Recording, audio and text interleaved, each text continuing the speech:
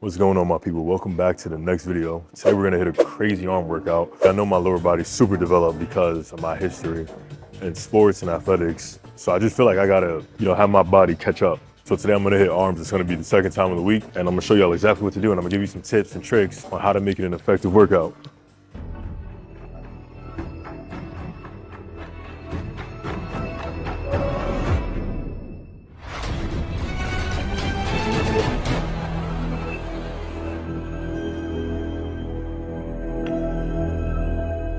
Today we're gonna be focusing on work until failure. Let me tell you why you should work until failure. First of all, it gives you a point of reference. You'll know what your limit is. You'll know how much you can do, how many times you can do it. You'll know where you'll start to fatigue at. You know where your form becomes compromised. It'll give you a lot of information and data about yourself. Additionally, with that much tensile load on your tissues, you're gonna make some gains if you do it properly. You don't wanna just go to failure and get injured, right? There's no point in lifting heavy if you won't be able to do it again for a long time. So we're gonna do it safely and effectively. We're gonna get some results, as always. Just because you have a lagging body part does not mean that that body part sucks. It's just behind, let's catch it up. You know, one of the craziest things that I see every time I come into the gym is I know I have to go straight into warming up. I'll do yoga, I'll foam roll, I'll mobilize. I'll do everything I can to make sure that my body's in an optimal position and prepared to work out. But some people, they just go straight for their workout, and I wish I could still do that. But I lift really heavy, and the type of workouts that I do require a lot of stress on my body. So I need to make sure that I'm primed properly. And if you want to be properly primed, you can follow along too with my workouts. You'll see some results. And let me know how you feel about it. So normally my warm-ups take about 30 or 40 minutes, and that's always because I do a full body warm-up. I just like to hit everything. And then on active recovery days is when I really take about an hour to just get everything out that I couldn't get during the week. The goal is longevity, but with longevity comes functionality, right? If I can't pick up a water bottle off the ground, if I can't get in and out the car, if I can't get out of bed without feeling pain, what good is it, right? Just because I can squat 500 pounds, deadlift 700 pounds, like that doesn't mean anything if it doesn't translate into real life activity. I want to look good, but I want to perform good as well. These muscles are for go and for show. You could coin that one. That was me. All right, so let's get to the workout. This exercise is the shoulder press. What I'm gonna be doing here is focusing on eccentrics. What eccentrics are is the part of the muscle contraction that is focused on the lengthening of the muscle. So with the deltoid specifically, the shoulders, that movement comes from when the arm is up and it is on its way down. So we're gonna do 12 reps. We're gonna power up and slowly descend down. Power up and slowly descend down.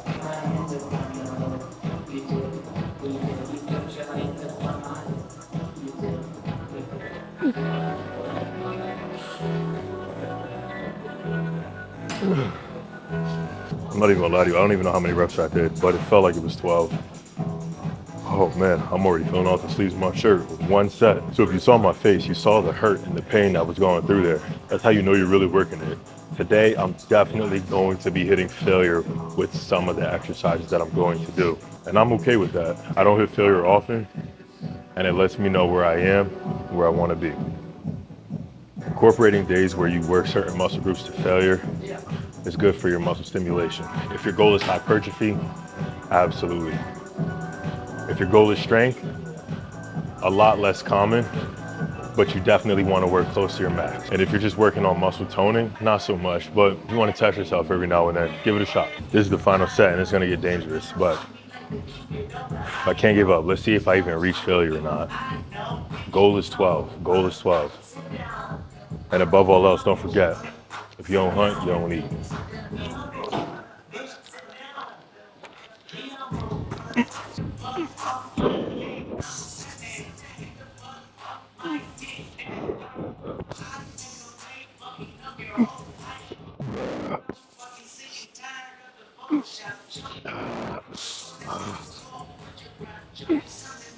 Look at me. Nobody's working as hard.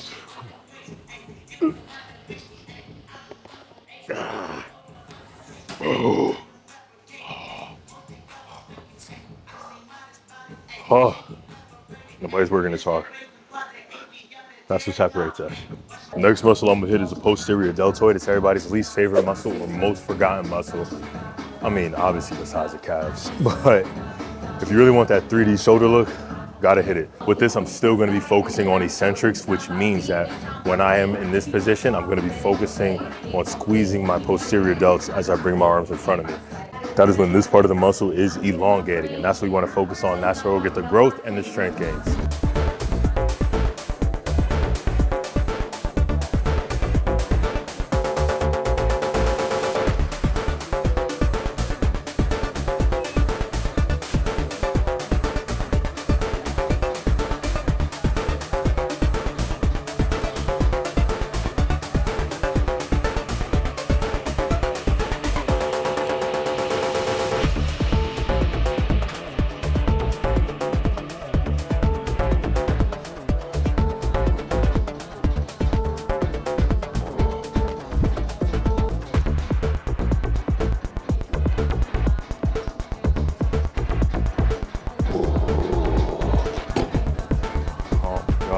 All right, moving on to biceps, still focusing on eccentrics. What we're gonna be doing here is pulling up and slowly going back down. This is really going to burn. And again, failure is an option, but if you don't hunt, you don't eat. Just try to finish the whole set, come on.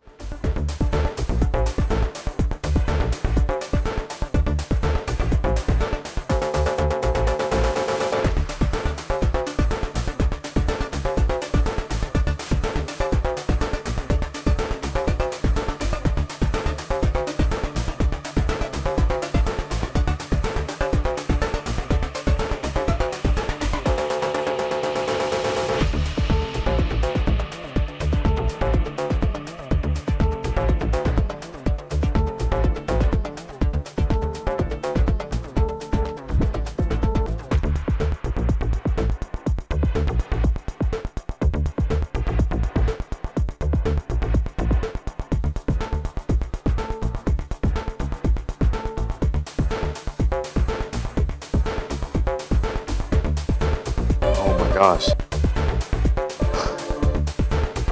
That's set one. We have the sixth set in the building. Like my arms are feeling real juicy right now.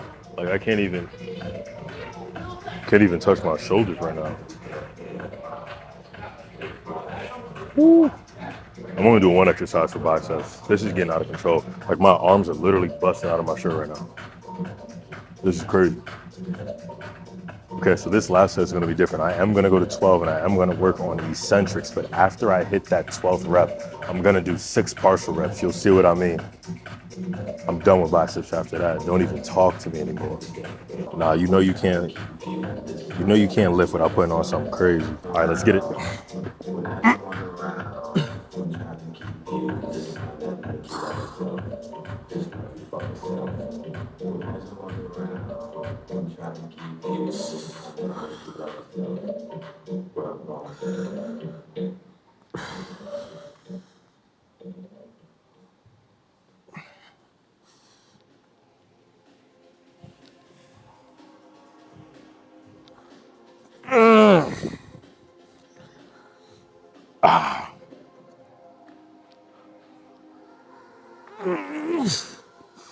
Come on.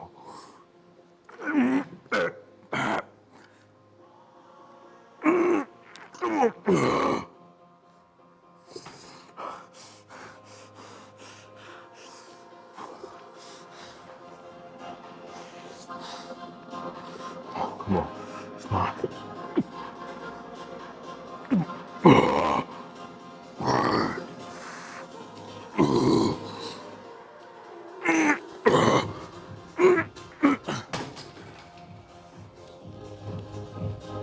To be my number.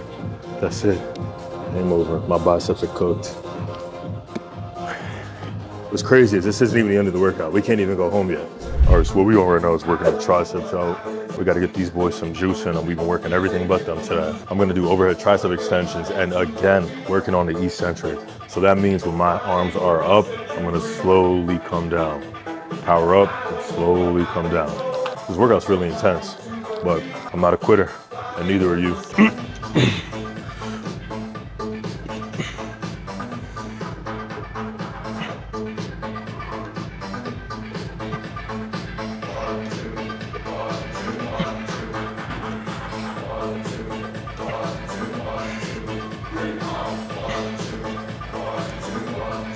So,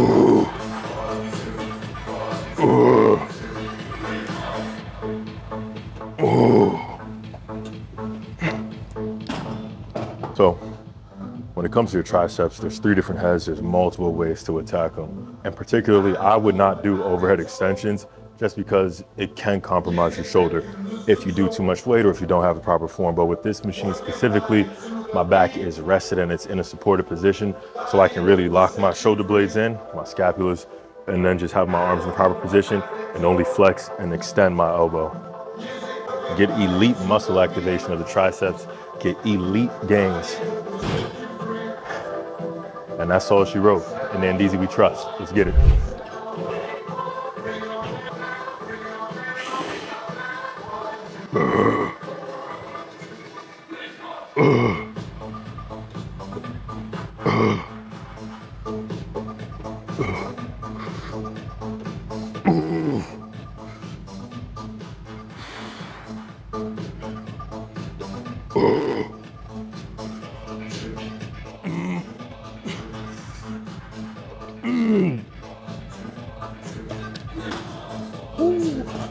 There we go. Not even at my max level yet. You know how it is when you about to lift something heavy, or your last set we're about to hit a PR and you gotta put on a good jams. I just spent 2 minutes looking for a song and I found it. Take a guess. Let me know what you think it is in the comments. 200 miles on the dash.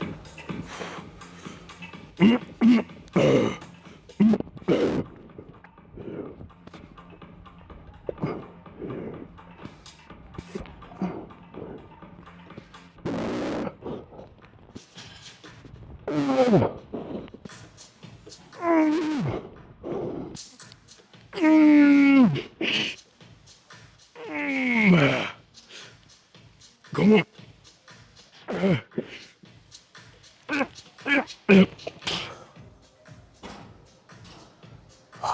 First exercise I failed at today, but it was the last rep.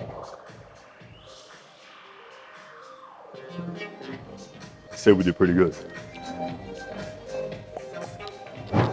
All right, so we just finished our arm workout. Hope you enjoyed it.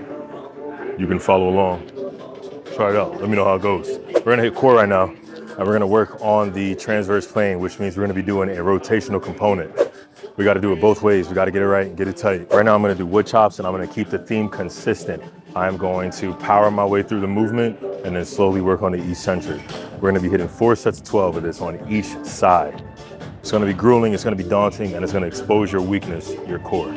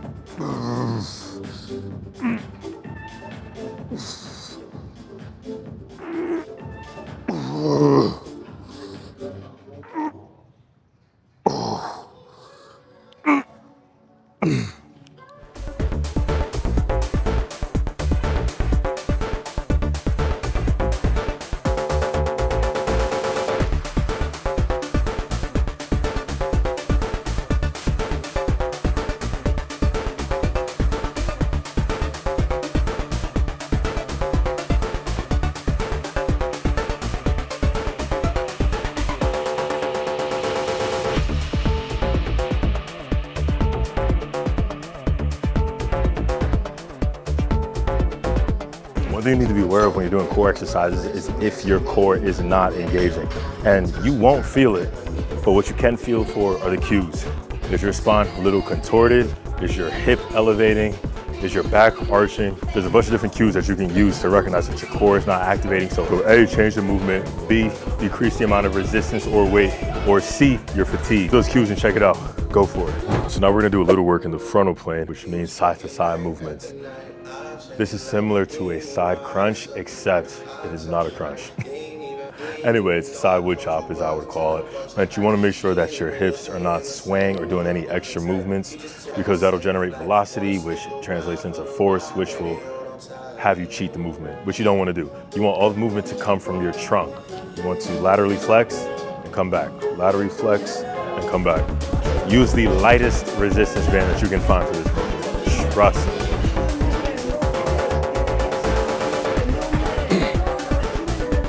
All right, we had a great workout for our arms today.